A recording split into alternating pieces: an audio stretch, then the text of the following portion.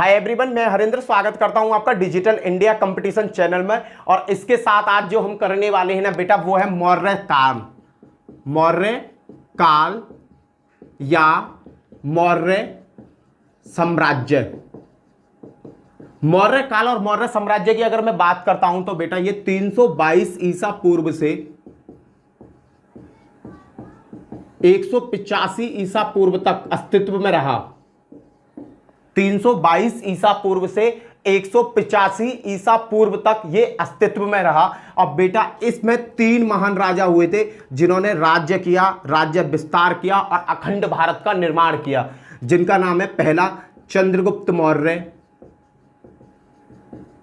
दूसरा नाम है बेटा, दूसरा नाम आता है बिंदुसार का, और बेटा तीसरा नाम आता है आपका अशोक महान। बेटा ये टॉपिक बहुत ज्यादा इंपॉर्टेंट चैप्टर है, इंपॉर्टेंट टॉपिक है, क्योंकि कोई भी एग्जाम उठा लो कंपटीशन का, आप कोई भी एग्जाम उठा लो, कम से कम 70% पेपर में बेटा 70% पेपर में आपको इसमें से क्वेश्चन देखने को मिलेगा, इसमें से क्वेश्चन देखने को मिलेगा। मैं यहां पर कम से कम 20 बुक और कम से कम 20 से ज्यादा वीडियो को देखने के बाद और पूरी स्टडी करने के बाद में बेटा इस चैप्टर को आपके सामने किताब की तरह खोल रहा हूं। इससे आपको बहुत ज्यादा फायदा मिलेगा। ठीक है बेटा, पहला टॉपिक है मेरा चंद्रगुप्त मौर्य।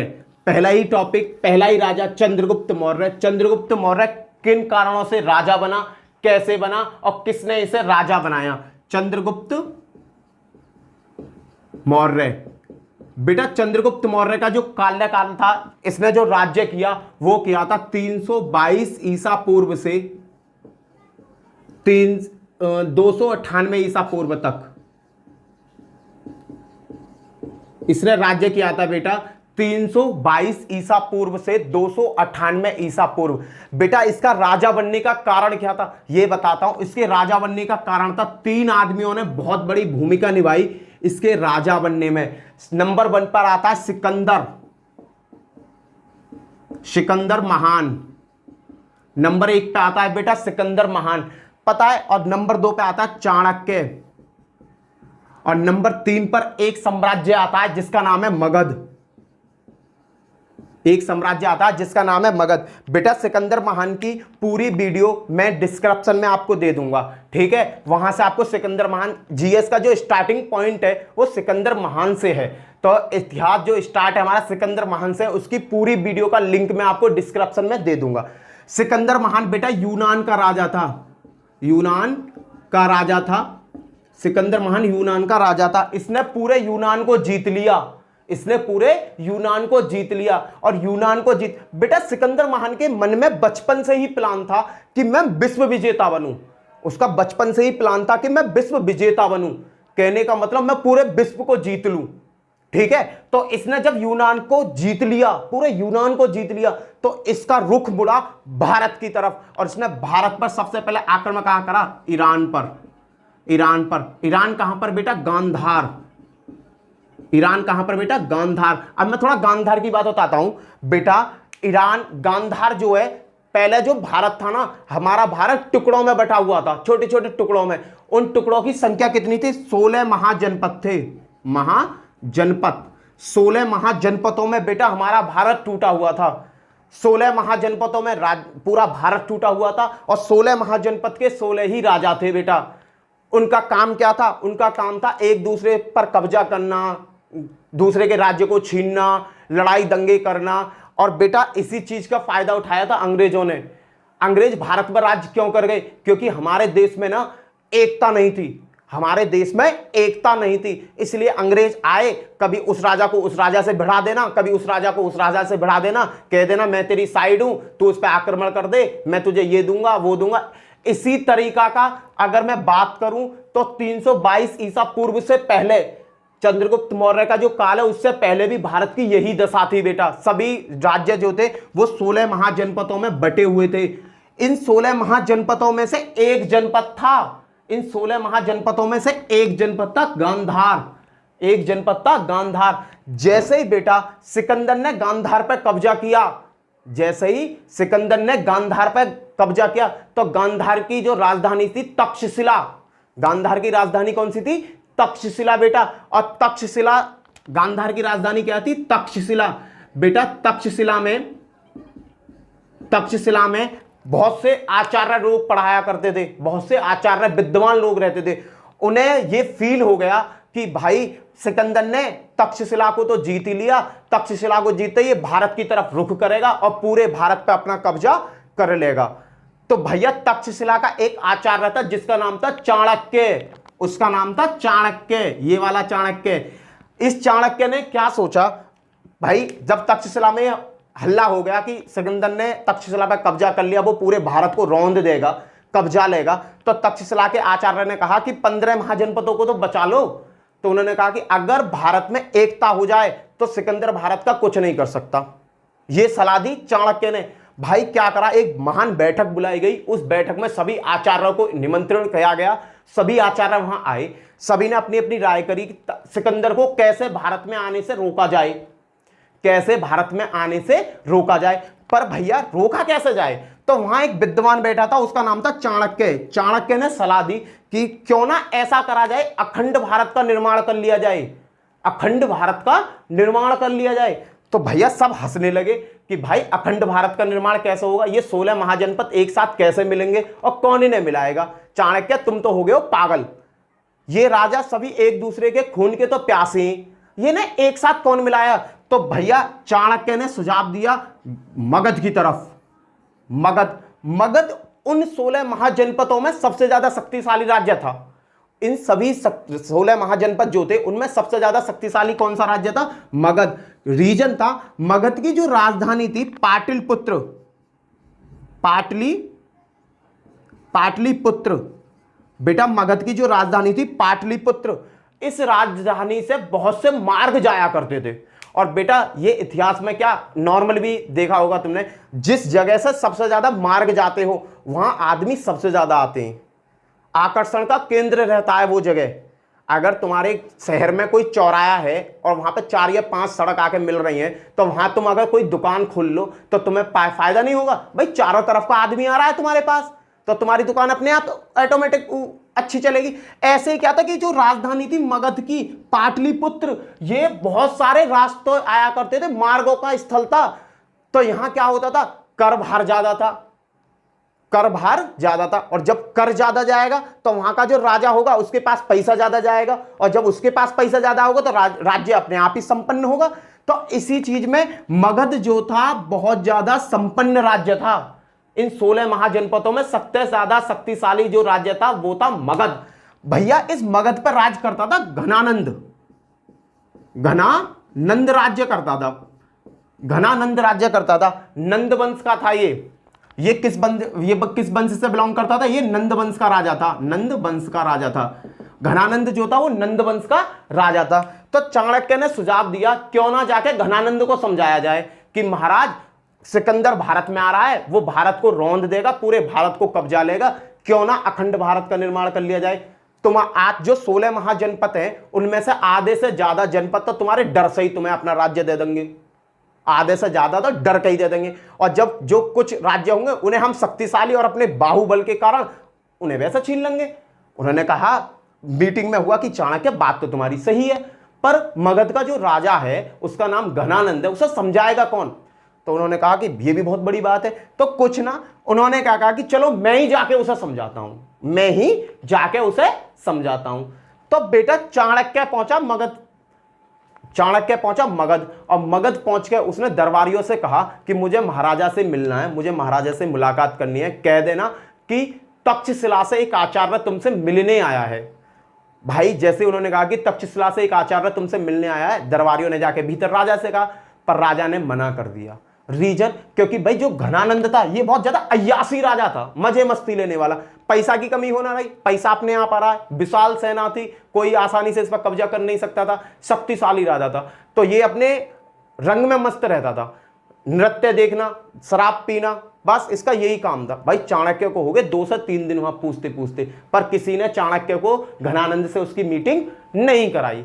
फाइनली चाणक्य जिद करके अपने आप ही घनानंद के पास पहुंच जाते हैं। जैसे ये घनानंद के पास पहुंचते हैं बेटा, तो पता होता क्या है, घनानंद एकदम भाई कोई मौज मस्ती कर रहा हो, सपोज करो मैं मौज मस्ती कर रहा हूं भाई, और मेरे पापा आ जाए या मेरा भाई आ जाए, तो मेरी तो मौज मस्ती में खलल पड़ गया, खलल पड़ गया ना। ऐसे ही क्या हुआ, चाणक्य जब घनानंद के पास पहुंचे तो घनानंद जो मजे में थे उनकी खलल पड़ गया, वो हो गए गुस्सा।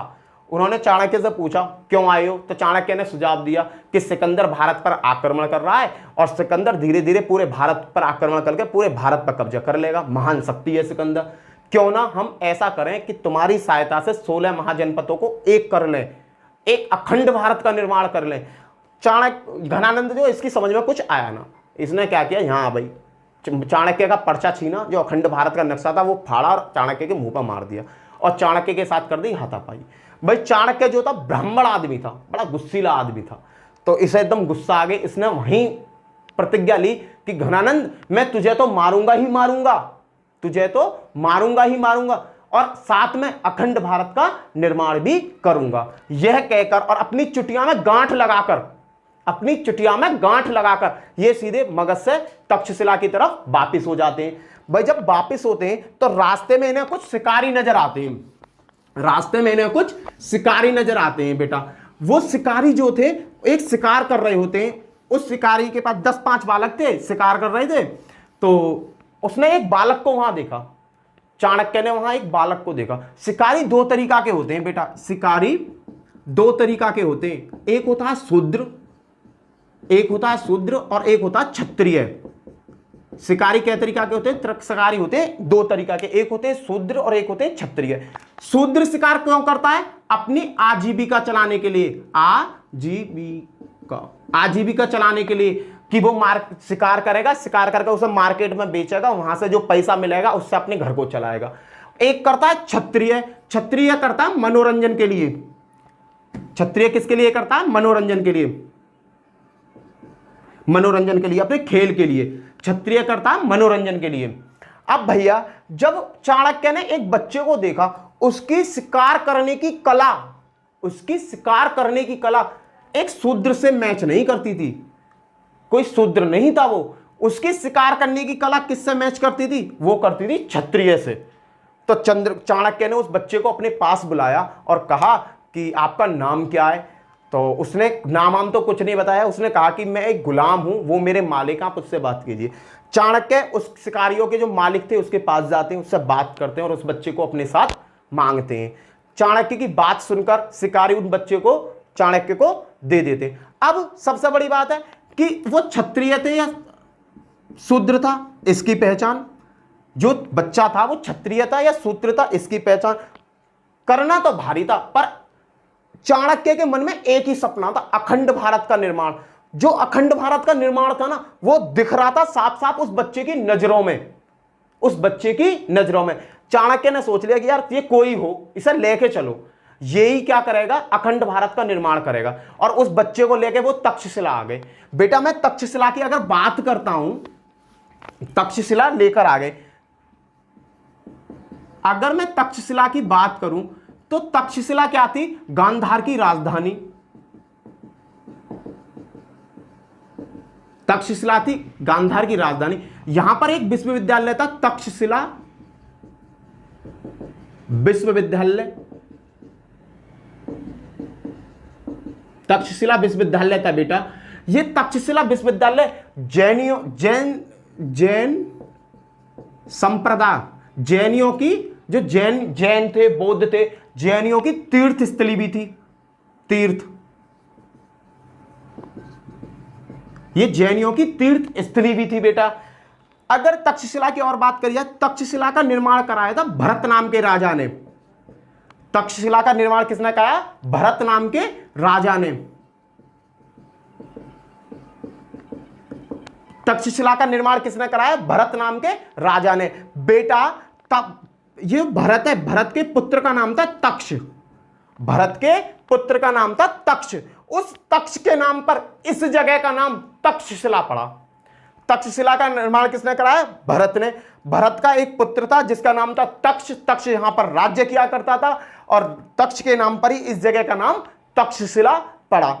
अगर बेटा मैं तक्षशिला की और बात करता हूं, तक्षशिला जो विश्वविद्यालय था बेटा, तक्षशिला जो विश्वविद्यालय था 12वीं शताब्दी में, 12वीं शताब्दी में कुतुबुद्दीन ऐबक,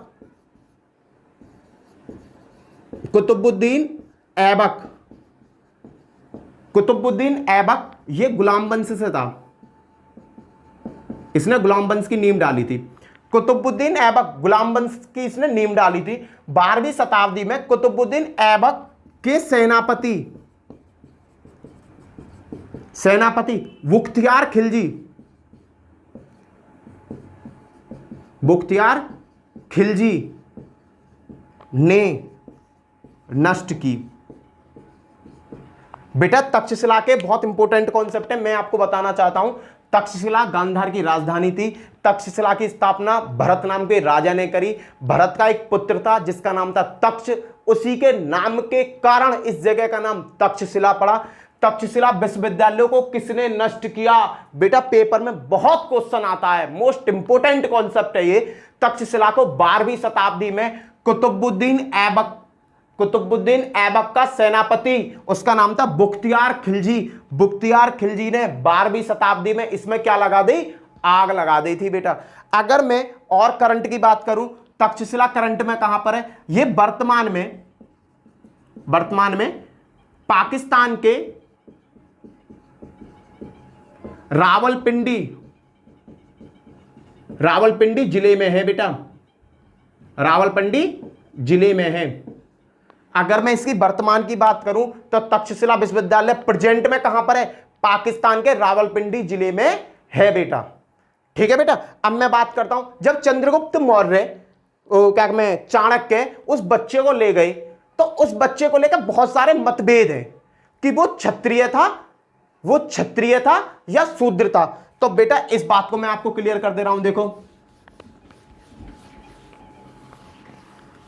जैन धर्म, जैन ग्रंथ और बौद्ध ग्रंथ, जैन ग्रंथ और बौद्ध ग्रंथ, तो बेटा इसे बताते हैं क्षत्रिय। जैन ग्रंथ और बौद्ध ग्रंथ जो हैं उनके अकॉर्डिंग इस बच्चे को बताया जाता है क्षत्रिय। और बेटा ब्राह्मण ग्रंथ, जो ब्राह्मण ग्रंथ है वो इसे बताते हैं शूद्र। वो इसे क्या बताते हैं? शूद्र कुल का। ठीक है। जैन ग्रंथ और बौद्ध ग्रंथ बताते हैं इसे क्षत्रिय कुल का, ब्राह्मण ग्रंथ बताते हैं इसे शूद्र कुल का। और बेटा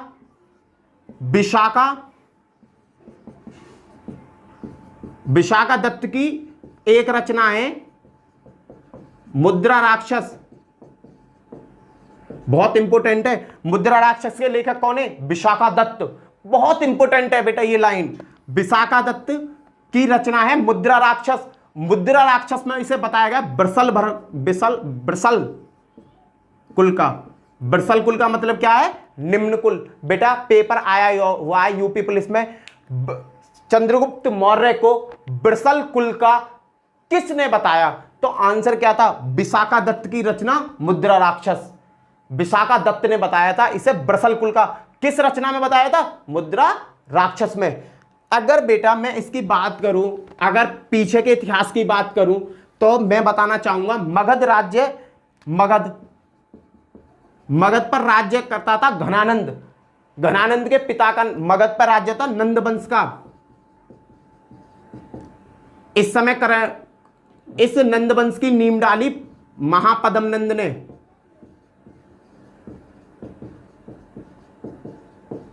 महापद्म नंद ने नंद वंश की नींव डाली।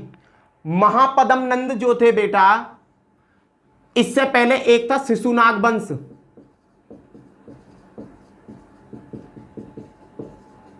इससे पहले नंद वंश से पहले मगध पर राज्य कौन करता था? शिशुनाग वंश। शिशुनाग वंश जो था बेटा क्षत्रिय वंश था। और महापद्म नंद कौन थे?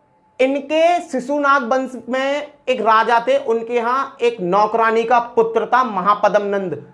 और नौकरानी का पुत्र क्या कहलाएगा? दासी का पुत्र क्या कहलाएगा? शूद्र कहलाता था। तो इसने ये देखा, महापद्म नंद ने, शिशुनाग वंश के लोग ना क्षत्रिय थे, तो वो पता है शूद्र को कैसे देखते थे? घृणा की नजरों से देखते थे, घृणा की नजरों से कि ये बहुत ज्यादा नीची कास्ट का है। तो महापद्म नंद ने एक दिन पलटा ही पलट दिया। महापद्म नंद ने नंद वंश शिशुनाग वंश का कर दिया नाश और नंद वंश की नींव डाल दी सीधी। महापद्म नंद ने इस वंश को कर दिया नाश, शिशुनाग वंश को खत्म कर दिया और शिशुनाग वंश को खत्म करके नंद वंश की नींव डाली। तो जब इसने नींव डाली थी ना नंद वंश की, तो इसका सबसे पहला काम क्या था? क्षत्रियों का विनाश करना, क्षत्रियों का विनाश करना। इसे जो भी क्षत्रिय मिले सब इसने मार दिए। तो उस लड़का जो लड़का था जो चंद्रगुप्त चाणक्य अपने साथ ले गए थे ना, उस लड़के के जो पिता थे वो शिशुनाग वंश के यहां सामंत थे, एक सामंत थे, कहने का मतलब क्षत्रिय ही थे।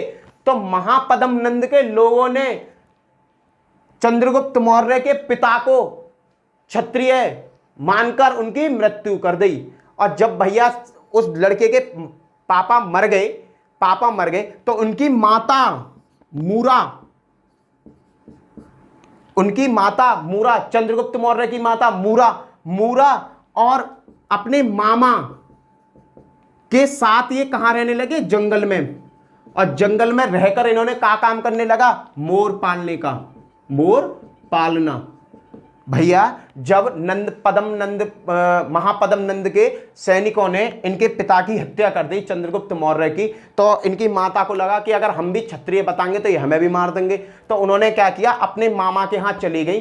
चंद्रगुप्त मौर्य की माता का नाम था मूरा अपने भाई के घर चली गई और वहां इन्होंने जंगल में क्या काम करना चालू कर दिया? मोर पालने का। और उस टाइम पे बेटा मोर कौन पालते थे? शूद्र पालते थे।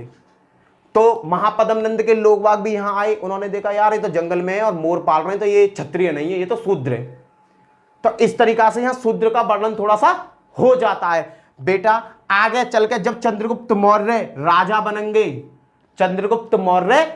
बनेंगे तो उन्होंने अपनी माता के नाम पर मौर्य, अपने नाम के पीछे जो मौर्य सरनेम यूज किया है, मौर्य अपनी माता से लिया, माता मूरा से इन्होंने मौर्य का नाम लिया। और भैया अपना इन्होंने प्रतीक चिन्ह जो प्रतीक चिन्ह है, इनका प्रतीक चिन्ह था मयूर कहां से लिया? क्योंकि इनका स्टार्टअप कहां से हुआ था? मोर पालने से। तो इन्होंने मयूर जो था इनका क्या था? प्रतीक चिन्ह था। ये दोनों क्वेश्चन आए हुए पेपर में बेटा। चंद्रगुप्त मौर्य ने मौर्य का सरनेम कहां से लिया? तो आंसर था अपनी माता मूरा से। और बेटा इनका प्रतीक चिन्ह क्या था? इनका प्रतीक चिन्ह था मयूर। ठीक है, अब चलते हैं चंद्रगुप्त मौर्य की तरफ। अब भैया जो चाणक्य थे, चाणक्य चंद्रगुप्त मौर्य को तक्षशिला ले आते हैं और तक्षशिला लाके उसे शस्त्र वस्त्र सबकी नॉलेज दे देते हैं। अब भैया चंद्रगुप्त मौर्य हो गए बड़े। तो चंद्रगुप्त मौर्य जब बड़े हो जाते हैं तो उनके पास कोई सेना तो होती नहीं है।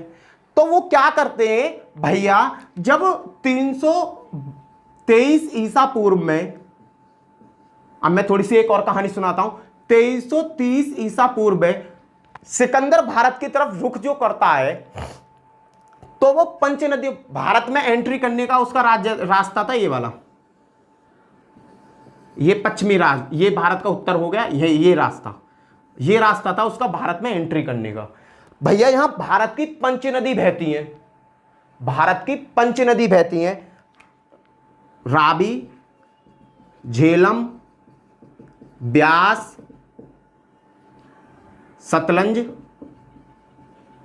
रावी, झेलम, ब्यास, सतलंज,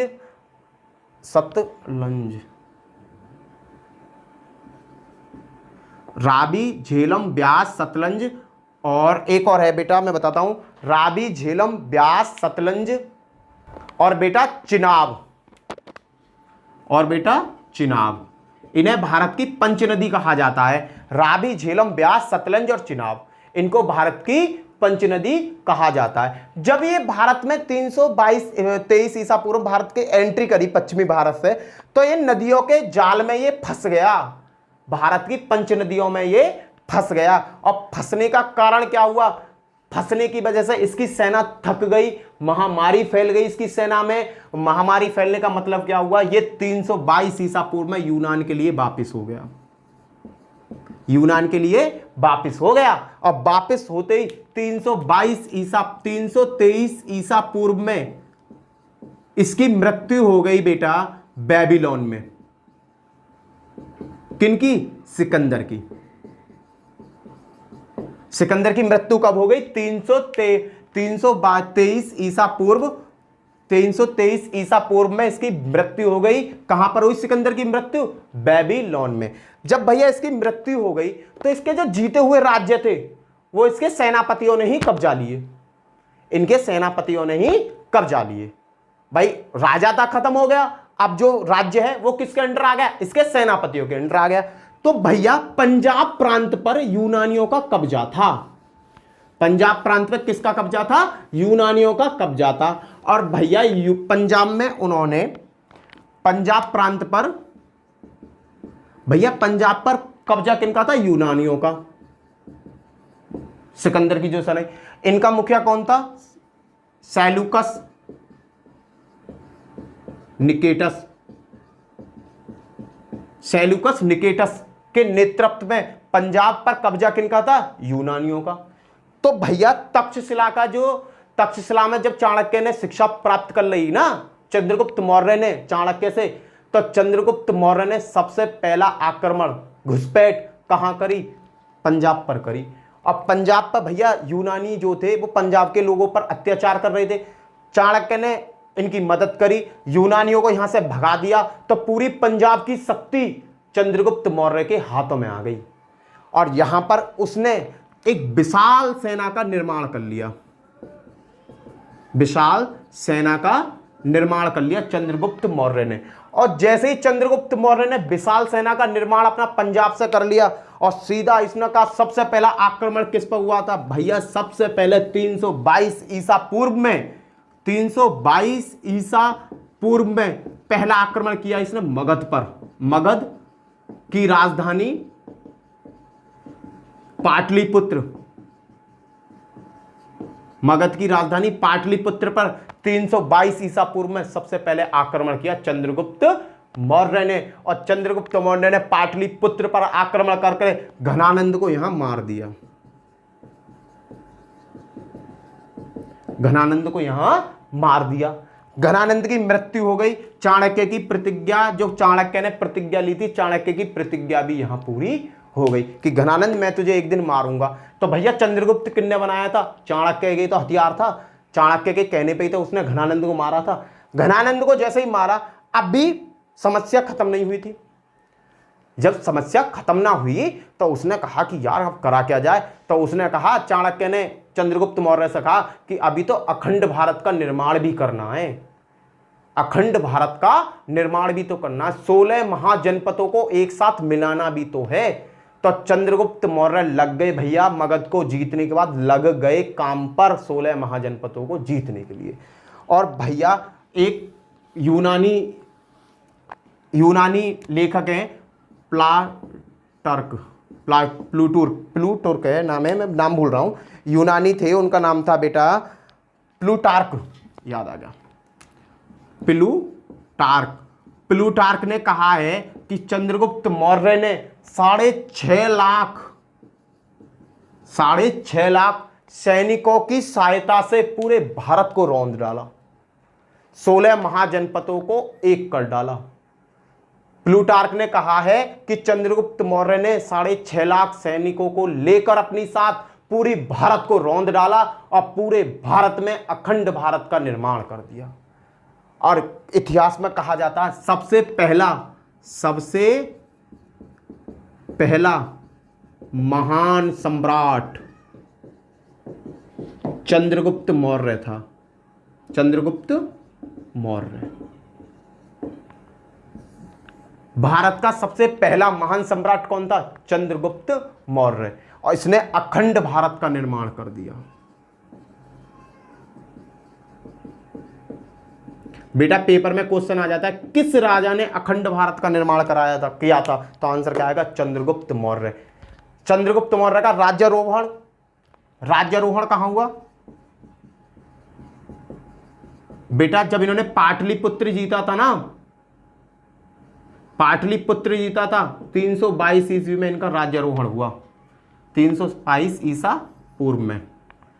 भैया क्वेश्चन अब कई बन गए। चाणक्य के गुरु का क्या नाम, चंद्रगुप्त मौर्य के गुरु का क्या नाम था, भाई चाणक्य था। चंद्रगुप्त मौर्य ने घनानंद की मृत्यु कब करी, 322 ईसा पूर्व में। इसका राज्यारोहण कहाँ हुआ, 322 ईसा पूर्व में। चंद्रगुप्त मौर्य को जैन धर्म में, बुद्ध ग्रंथों में क्या बताया गया है, क्षत्रिय बताया गया है। चंद्रगुप्त मौर्य की माता का क्या नाम था, मूरा था। इसी माता के नाम पे, मूरा के नाम पे इनका सरनेम मौर्य रखा। चंद्रगुप्त मौर्य का प्रतीक चिन्ह क्या था, मयूर था।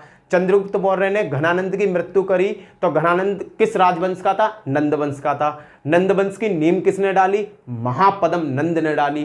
काफी क्वेश्चन इस कहानी में आपको पूरे मिल जाएंगे। ठीक है, आप चलते हैं थोड़े आगे की तरफ। भैया चंद्रगुप्त मौर्य ने अखंड भारत का निर्माण कर लिया, अखंड भारत का निर्माण कर दिया चंद्रगुप्त मौर्य ने। कहने का मतलब चाणक्य के दोनों सपनों को पूरा कर दिया। भैया अभी शांति थोड़ी बैठेगी। जब भाई अब ये बात पता चली सेल्यूकस निकेटस को,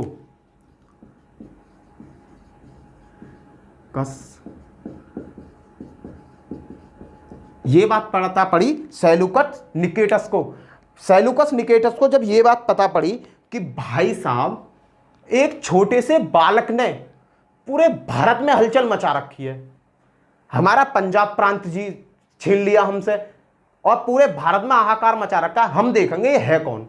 सेल्यूकस निकेटस से इसका युद्ध हुआ 305 ईसा पूर्व में।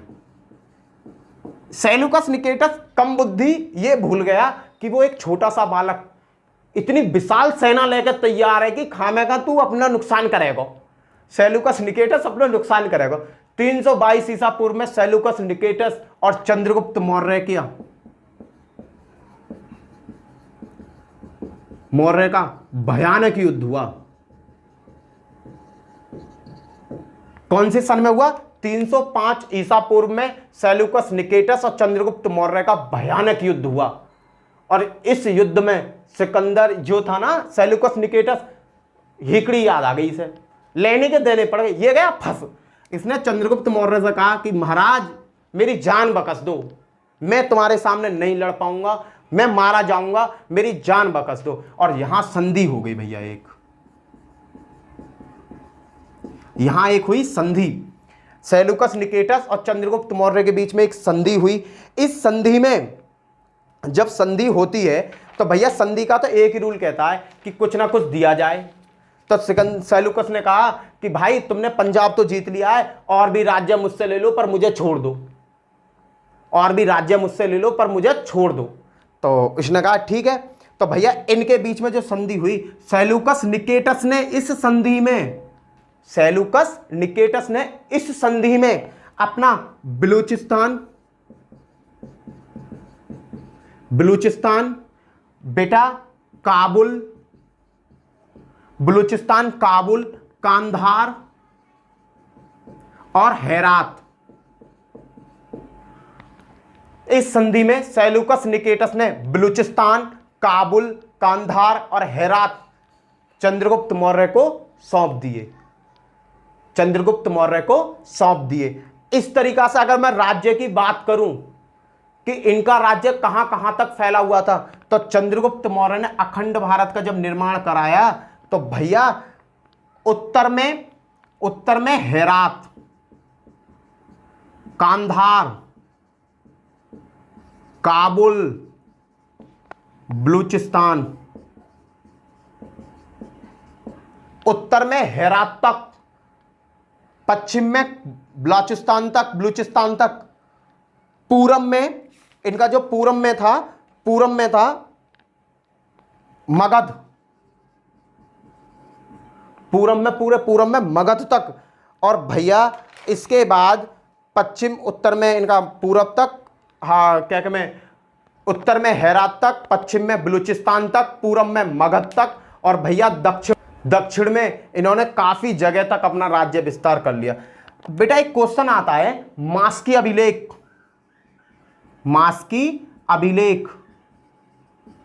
बेटा ये अभिलेख जो है, मास्की अभिलेख, चंद्रगुप्त मौर्य के दक्षिण विजय का दक्षिण विजय का उल्लेख मिलता है मास के अभिलेख में। याद रखना, कौन से अभिलेख में दक्षिण विजय का अभिलेख मिलता है? वो मिलता है, वर्णन मिलता है, वो मिलता है मास के अभिलेख में। ये मास के अभिलेख है कहां पर? कर्नाटक के मैसूर में, कर्नाटक के मैसूर में। और भैया जब संधि जो होती है एक पक्षीय नहीं होती, दो पक्षीय संधि होती है। जब सेल्यूकस निकेटस ने बलूचिस्तान, काबुल, कंधार और हेरात इनको दे दिए तो चंद्रगुप्त मौर्य ने इनको बदले में 500 हाथी उपहार में दिए। कितने हाथी दिए? 500 हाथी सेल्यूकस निकेटस को चंद्रगुप्त मौर्य ने अपनी सेना में से 500 हाथी सेल्यूकस निकेटस को दिए। 500 हाथी सेल्यूकस निकेटस ने इसको दिए। भैया जब सेल्यूकस निकेटस को यह लग गया कि भाई साहब इतना शक्तिशाली राजा है, इतनी शक्तिशाली राजा, इतनी शक्तिशाली सेना, क्यों ना इसके साथ एक रिश्तेदारी बना ली जाए, क्यों ना इसके साथ एक रिश्तेदारी बना ली जाए। वही अमरीश पुरी वाला हिसाब किताब। दो दुश्मन, जब बॉलीवुड की मूवी है, दो दुश्मन जब अलग अलग हो जाते हैं ना, तो दो दुश्मन है अलग अलग हो गए, तो उनको जब एकता होती है तो वो क्या करते हैं, क्यों ना इस दोस्ती को रिश्तेदारी में बदल ले। वही कॉन्सेप्ट सिकंदर सेल्यूकस ने यूज किया। सेल्यूकस ने अपनी पुत्री उसका नाम था कार्नेलिया, अपनी पुत्री कार्नेलिया या हेलिना, कुछ बुकों में हेलिना के नाम से भी जाना जाता है। सिकंदर के सेल्यूकस निकेटस की पुत्री का नाम था कार्नेलिया हेलिना। इसका विवाह चंद्रगुप्त मौर्य से करा दिया, चंद्रगुप्त मौर्य से करा दिया। यह इतिहास में सबसे पहला इंटरनेशनल विवाह था, इतिहास में सबसे पहला इंटरनेशनल विवाह था भाई, इंटरनेशनल विवाह है, इंटरनेशनल विवाह, विवाह, ठीक है। सेल्यूकस निकेटस की पुत्री का नाम था कार्नेलिया या हेलिना। इसका विवाह किसके साथ हुआ? चंद्रगुप्त मौर्य के साथ हुआ। इन्होंने अपनी मित्रता को रिश्तेदारी में बदल लिया। आप चलते थोड़ी आगे की तरफ। भाई चंद्रगुप्त मौर्य का राज्य बढ़िया चलने लगा, हर चीज बढ़िया तरीका से चलने लगी। अब एक यूनानी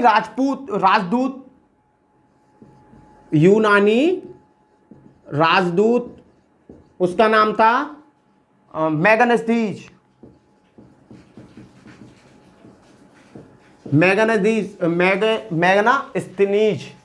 भारत आए और इन्होंने भारत में इंडिका नामक पुस्तक लिखी, इंडिका नामक पुस्तक लिखी। यह भारत में 305 ईसा पूर्व में आए, 304 ईसा पूर्व में भारत आए और 299 ईसा पूर्व तक भारत में रहे। बेटा मोस्ट इंपोर्टेंट कॉन्सेप्ट है, मैगनेसीज भारत में किस राजा के काल में आए थे? चंद्रगुप्त मौर्य के कार्यकाल में आए थे। इन्होंने कौन सी बुक की रचना करी? तो इन्होंने भारत में इंडिका नामक पुस्तक की रचना लिखी। बेटा भारत की सबसे पहली पुस्तक है, ये पहली पुस्तक है जिसमें भारत का वर्णन किया गया, भारत का वर्णन। इतिहास में कौन सी ऐसी पुस्तक है जिसमें सबसे पहले भारत का वर्णन किया गया? तो आंसर क्या आएगा बेटा? इंडिका। इंडिका किसने लिखी थी? मैगनेसीज ने। मैगनेसीज कहां के रहने वाले थे? यूनान के रहने वाले थे। ये किसके कार्यकाल में भारत आए? ये चंद्रगुप्त मौर्य के कार्यकाल में भारत आए थे। यह भारत 304 ईसा पूर्व में आए और बेटा 299 ईसा पूर्व भारत से गए। ठीक है, आप चलते हैं आगे, कुछ और चीज देखते हैं। बेटा चंद्रगुप्त मौर्य का राज्य अब बहुत अच्छा चलने लगा। अब एक बार मगध में 12 साल का भयानक अकाल पड़ गया, 12 साल का भयानक अकाल पड़ गया। अब भैया जब अकाल पड़ा तो राजा परेशान, अकाल तो 1 साल का ही बहुत बुरा होता है, तो यहां तो 12 साल अकाल पड़ा। तो भैया चंद्रगुप्त मौर्य ने क्या कहा? महान विद्वानों की एक सभा बुलाई कि भाई सभा को बुलाओ, और सभा से कहा कि अरे ये बताओ, ये इतना लंबा अकाल पड़ क्यों रहा है? क्या कारण है इतने लंबे अकाल पड़ने का? अपने बोरिया बिस्तरा खोलो और जल्दी मुझे बताओ क्या कारण है। तो वहां पर एक सभा में एक जैन व्यक्ति आया जिनका नाम था भद्रबाहु। भद्रबाहु जैन जैन जैन समुदाय से थे, जैन समुदाय से थे, उनका नाम था भद्रबाहु। भद्रबाहु भी मीटिंग में आए। भद्रबाहु ने कहा, हे चंद्रगुप्त मौर्य, हे राजा, तुमने इतने पाप करे कि तुम्हारे पापों का जो घड़ा है वो भर चुका। तो चंद्रगुप्त मौर्य भद्रबाहु से कहते, महाराज ऐसे कैसे हो सकता है, मैं तो रोज दान करता हूं, जगह जगह शिविर चला रहा हूं, अकाल पड़ रहा है मेरे राज्य में, फिर भी मैं लोगों को सेवा कर रहा हूं, लोगों को अन्न दान सब चीज दे रहा हूं, तो मैं पाप कहां करे ना। राजा इस चीज को मत देखो, उस चीज को याद करो जब तुमने अखंड भारत का निर्माण कराया, अखंड भारत का निर्माण करा, उस टाइम तुम्हारी तलवार से कितने निर्दोष मर गए, तुम्हारी तलवार से कितने निर्दोष मरे, जिनका लेना एक ना देना दो, वो लोग मारे गए तुम्हारी तलवार से, और तुम कह रहे हो कि तुमने पाप ना करे। तुमने जब अखंड भारत का निर्माण कराया तो तुम्हारी तलवार से बहुत लोग मारे गए, अखंड भारत के निर्माण बहुत लोगों की बलि गई है, तो उन सभी का पाप तुम्हारे सिर है। अगर तुम इस पाप से मुक्ति चाहते हो तो भैया जैन धर्म में एक चीज होती है सल्लेखना। सल्लेखना, जैन धर्म में एक चीज होती है सल्लेखना या साधरा, सांद्रा, सल्लेखना या साधरा। इस सल्लेखना का मतलब क्या होता है कि आप एक ऐसी जगह चले जाओ जहां बिना कुछ खाए पिए उपवास करके प्राणों को त्याग दो। एक बार को तो ये मौर्य जी घबरा गए, अरे यार बिना खाए पिए प्राण त्यागने। पर यार ये राजा पता है कैसा था, ये प्रजा के बारे में ज्यादा सोचता था।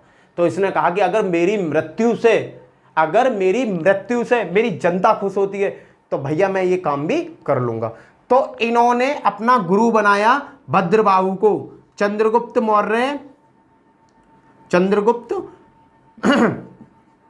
मौर्य के गुरु का नाम क्या था, भद्रबाहु। भद्रबाहु से इन्होंने जैन धर्म की शिक्षा ली और सीधे कहां चले गए, श्रवण बेलगोला। कहां पर है ये, कर्नाटक, मैसूर में। ये श्रवण बेलगोला चले गए भैया। चंद्रगुप्त मौर्य ने शिक्षा ली, भद्रबाहु से अपना गुरु बनाया, भद्रबाहु को जैन धर्म से, और उन्होंने सीधे कहां चले गए, श्रवण बेलगोला चले गए। और श्रवण बेलगोला में सल्लेखना उपवास करके अपने प्राणों को त्याग दिया, अपने प्राणों को इन्होंने त्याग दिया। और यहीं पर चंद्रगुप्त मौर्य का क्या होता है, अंत हो जाता है, और इसका पुत्र बिंदुसार गद्दी पर बैठता है। तो मैं अब थोड़ा सा इनकी मोस्ट इंपोर्टेंट क्वेश्चन और करा दूं। देखो चंद्रगुप्त मौर्य श्रवण बेलगोला चले गए, वहां इनकी मृत्यु हो गई। अब तमिल ग्रंथ हैं, दो तमिल ग्रंथ हैं, दो तमिल ग्रंथ है भैया। एक है अहनानूर और दूसरा ग्रंथ है पुरानूर। इन दो ग्रंथों में, तमिल ग्रंथ है कौन से, अहनानूर और पुरानूर। इन दोनों ग्रंथों में चंद्रगुप्त मौर्य की दक्षिण विजय का बात करी गई है, दक्षिण विजय उल्लेख है। आ जाता है किस ग्रंथ में चंद्रगुप्त मौर्य की दक्षिण विजय का वर्णन किया गया है, तो भैया कौन से ग्रंथ हैं, अहनानूर और पुरानूर। किसके ग्रंथ हैं, तमिल ग्रंथ हैं ये बेटा, ठीक है। दूसरा, चंद्रगुप्त मौर्य के कई नाम और हैं जो इंपोर्टेंट है। नंबर 1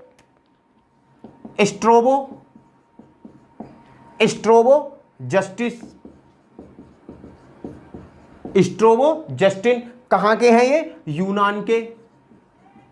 यूनान के विद्वान हैं। इन्होंने चंद्रगुप्त मौर्य को क्या कहा, सेंड्रोकेटस।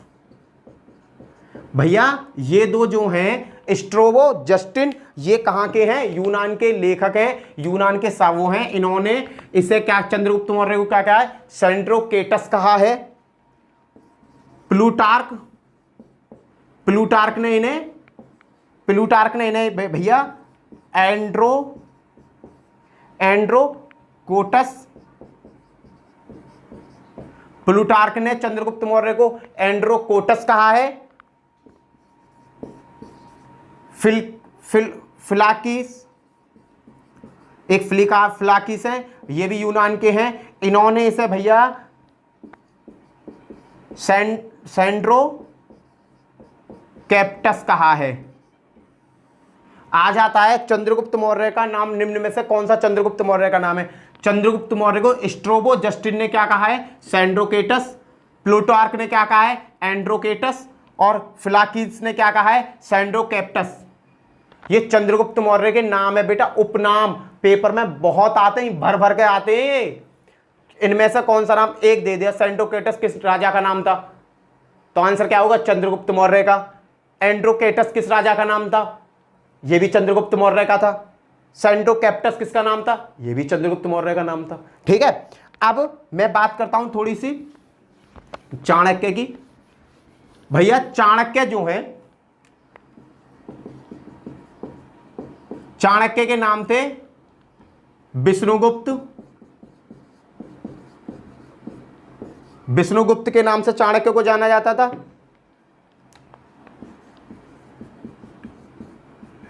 कौटिल्य के नाम से भी चाणक्य को जाना जाता था बेटा। ठीक है, इनको चंद्रगुप्त मौर्य के दूसरे नाम क्या? विष्णुगुप्त और कौटिल्य। ये चाणक्य के नाम है बेटा, तीन नाम आ जाता है चंद्रगुप्त मौर्य का। चाणक्य का उपनाम क्या है? विष्णुगुप्त होगा या कौटिल्य होगा? क्लियर? चाणक्य ने अर्थशास्त्र की रचना करी थी बेटा। अर्थशास्त्र, अर्थशास्त्र किससे संबंधित है? राजनीति से। पता है चाणक्य ने क्या किया? भाई चाणक्य ने चंद्रगुप्त मौर्य और बिंदुसार के साथ तो राज की काम किया ही किया। उसने कहा कि ये अखंड भारत का मैंने निर्माण कराया है, आने वाली पीढ़ी इसका पालन करे या ना करे। तो इसीलिए इन्होंने क्या किया? एक राजनीति, एक अर्थशास्त्र की रचना कर दी कि आने वाले जितने भी राजा होंगे अर्थशास्त्र को पढ़ेंगे और वो राज्य करने का तरीका सीख जाएंगे। ठीक है, इसके साथ चंद्रगुप्त मौर्य का भैया यहां अंत होता है। मैंने कोई भी क्वेश्चन ऐसा ना होगा जो इस स्टोरी में आपको नहीं सुनाया हो या नहीं समझाया हो। चंद्रगुप्त मौर्य से अगर कोई क्वेश्चन पूछा जाता है तो इसी स्टोरी में से आएगा। ठीक है, और इसका नेक्स्ट पार्ट हम कल अपलोड करेंगे। इसी के साथ जय हिंद, जय भारत। वीडियो अच्छी लगी हो तो वीडियो को लाइक कर देना, शेयर कर देना और दोस्तों अपने दोस्तों में शेयर कर देना और चैनल को साथ में सब्सक्राइब कर लेना। यहां पर मैं आपको हर चीज सिखाऊंगा। कंपटीशन का मैथ और जीएस ऐसी करा दूंगा कि तुम याद रखोगे यार किसी भाई से पाला पड़ा था। ठीक है, जय हिंद, जय भारत, बाय बाय।